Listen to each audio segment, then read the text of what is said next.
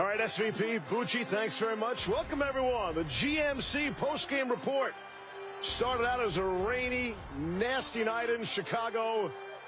Ends just a rough night for the Chicago Bears as the Saints come in and do exactly what they had to. New Orleans had to win the game. I'm joined by the fellas, Steve Young, Trent Dilfer, Ray Lewis, again in for Stuart Scott. And again, the Saints, say what you will about the Bears. The Saints, 6-8.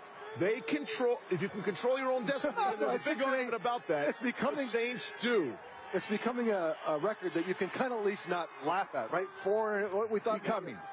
6-8, 6-8. It's getting there. You are what you are. I like the way they did it. Yeah. That's what I like. As we talked about in the pregame, if the Saints are going to go anywhere, they got to revert back to the offense that took them to the Super Bowl.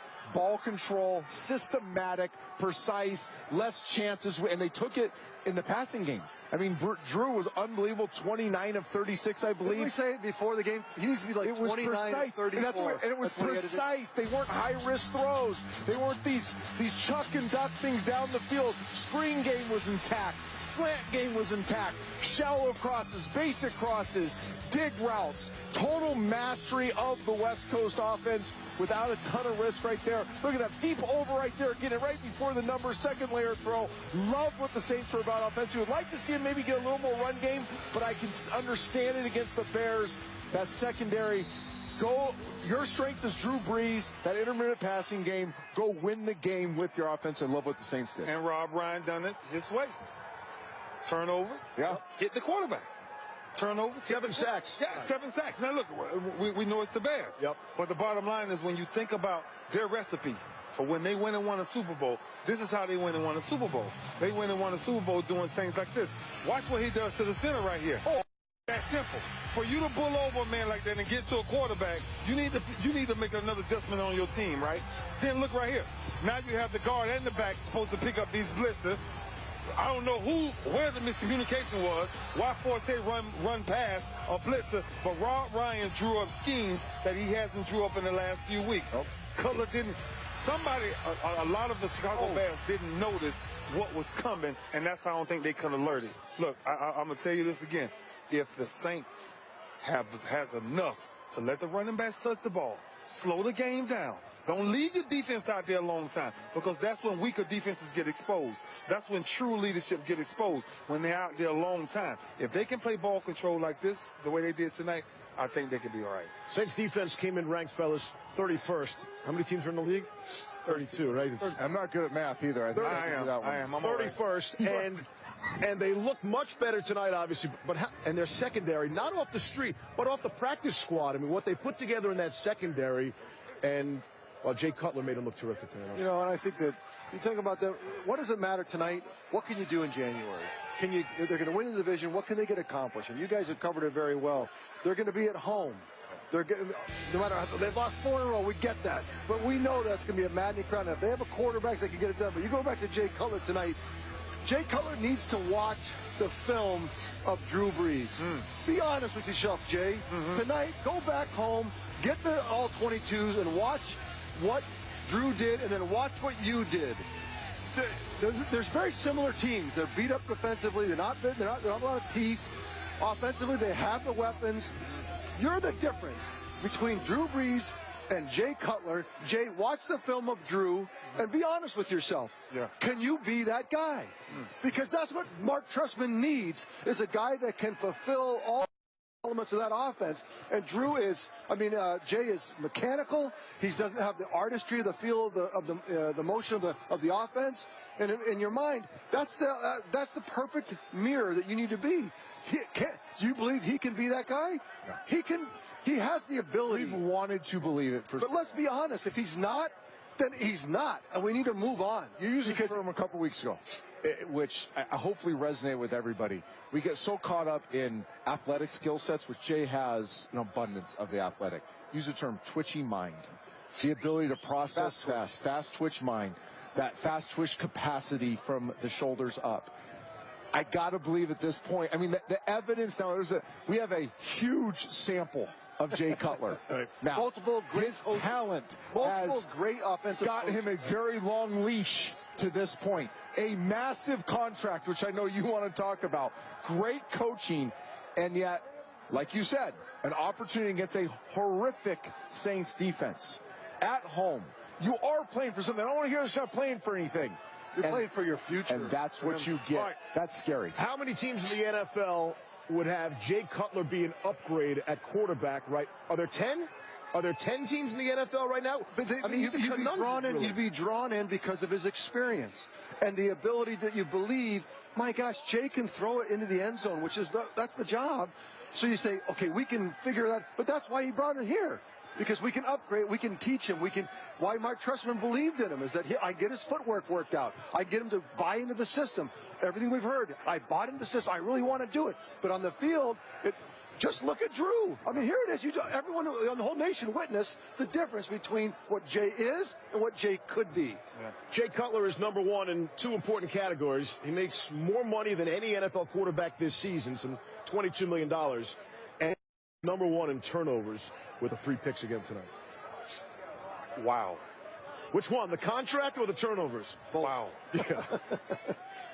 So, and I've thought about this a couple of times, and I ran it by the guys because I'm trying to figure this out. So, all the talent in the world, I don't care how far you can throw the ball, I don't care how fast you can run.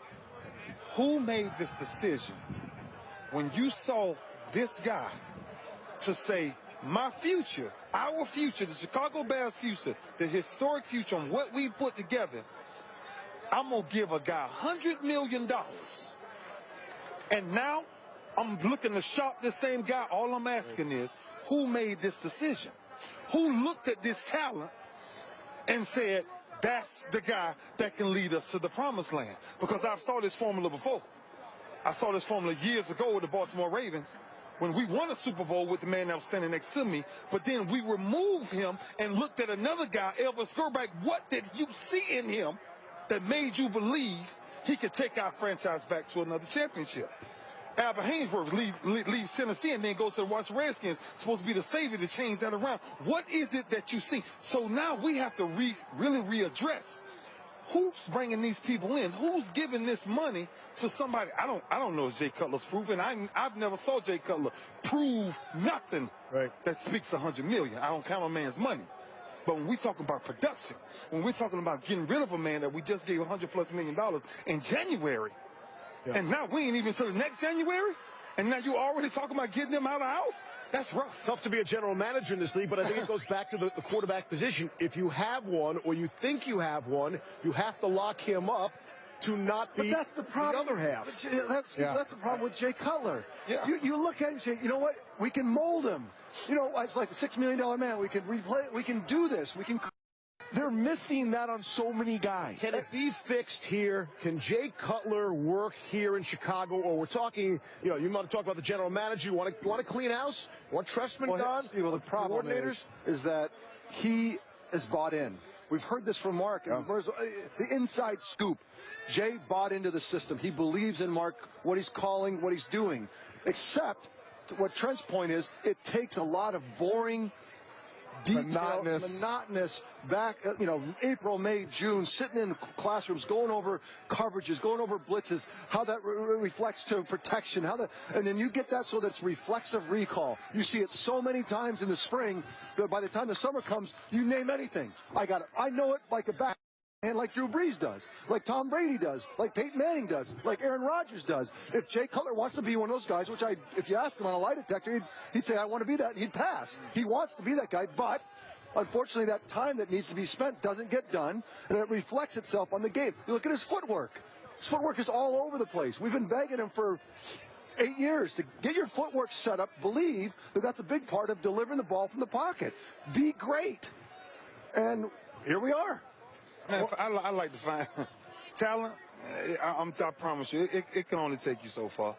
I just love to find people that a leader is born from his heart. Leaders lead from their heart. Leaders don't lead from talent. Talent, most of the time, talent had to be nurtured a certain way. Man, when you watch his demeanor, there's nothing that speaks leadership. Now, I'm just speaking pure facts about what I'm seeing. There's no way this is your leader of your team. If I'm going down with the ship, I'm not going down like that. I'm going down rah-rah, and I'm getting everybody to ride with me, because that's why you do it. When you step on the gridiron, you do it so that your teammates appreciate why you do it. Not drop your head every time you don't complete a pass. Body language. Man, I'm telling you, it speaks volumes. We talked about that. I mean, it's ad nauseum, right? Yeah, bro. But the thing is that that's why. So it is maddening because you know it's in him. I know it is. And Trent, I know you wonder about that. People are going to lose their jobs before they get out of him. Way before. Exactly, way before. Part of me feels bad. Part of this too is I hope that we're not criticizing the person. No, not at all. The player. Not even. I will say this: is Steve and I have really looked into this.